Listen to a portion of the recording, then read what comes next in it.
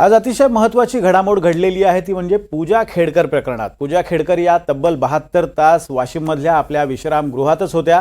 त्या बाहेर आल्या नव्हत्या, मात्र आज अचानक त्या बाहेर आल्या आणि गाडीतून निघून गेलेल्या आहेत। त्या नेमक्या कोणत्या दिशेला गेलेल्या आहेत? पुण्याला त्यांच्या चौकशीसाठी 2 वेळा नोटीस बजावण्यात आली होती, मात्र या नोटीसला त्यांनी जुमानलं नव्हतं। त्यामुळे पुण्याच्या दिशेने त्या गेल्यात का हे पाहणं सुद्धा महत्त्वाचं असेल। अशातच पूजा खेडकरांवर कारवाई आता सुरू झालेली आहे आणि त्यांच्यावर गुन्हा सुद्धा दाखल झालाय। लवकरच त्या सनदी सेवेतून बडतर्फ होतील अशी सुद्धा चिन्ह आहेत। यूपीएससीने या संदर्भात काढलेल्या नोटिशीमध्ये अत्यंत धक्कादायक वास्तव मांडलेलं आहे। एकूणच काय तर पूजा खेडकरांनी केवढा मोठा जुगाड केला होता ते तुम्हीच पहा। पूजा खेडकरांना त्यांच्या कर्माची शिक्षा लवकरच मिळणार।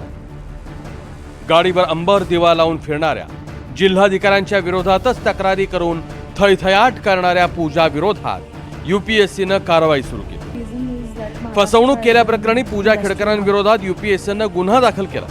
फसवणूक का केली याबद्दल कारणे दाखवा नोटीस बजावली आहे आणि सगळ्यात महत्त्वाचं म्हणजे पूजा खेडकरांना सनदी सेवेतून बडतर्फ करण्याबद्दल कारवाई सुरू झाली आहे। पूजा खेडकरांना बजावलेल्या नोटिशीत यूपीएससी म्हणतं, पूजा खेडकरांच्या गैरवर्तनाबद्दल आयोगाने सखोल चौकशी केली। पूजा खेडकरांनी फसवणूक करून मर्यादेपेक्षा जास्त वेळा परीक्षा दिली। त्यासाठी पूजा खेडकरांनी त्यांचं नाव बदललं, त्यांच्या आई वडिलांचं नाव बदललं, फोटो, सह्या, पत्ता, ईमेल आयडी आणि फोन नंबर्सही बदलले। त्यामुळे पूजा खेडकरांविरोधात फौजदारी कारवाई सुरू करण्यात येते। तसंच त्यांना सनदी सेवेतून बडतर्फ करण्याची कारवाई सुरू करण्यात येते। देशातल्या सनदी अधिकाऱ्यांनी या कारवाईचं स्वागत केलंय की यूपीएससी ही देशाचा कारभार चालवणाऱ्या व्यवस्थांपैकी एक अत्यंत महत्त्वाची व्यवस्था आहे। तिच्या विश्वासार्हतेला धक्का लागता कामा नये। आता जे यूपीएससीने आता हे प्रेस रिलीज अत्यंत नेमक्या शब्दात जाहीर केलंय, त्यामध्ये स्पष्टपणे मांडलंय की खोटी माहिती देऊन नियमानुसार जेवढे अटेम्प्ट घ्यायला परवानगी त्यापेक्षा तिने जास्तीचे घेतले। यूपीएससीच्या निवेदनात हे स्पष्ट म्हणलं की मुळातली तिची निवड सुद्धा वापरलेले शब्द प्रोव्हिजनल आहे तिची निवड, आणि तिने माहिती लपवून जास्तीचे अटेम्प्ट तो 2022 म्हणजे ज्यात तिची निवड झाली IAS म्हणून आता जी कायदेशीर कारवाई असते की प्रथम त्या व्यक्तीला सुद्धा आपलं म्हणणं मांडायची संधी दिली जाते, हे अर्थात नैसर्गिक न्यायाच्या तत्वाला धरून आहे।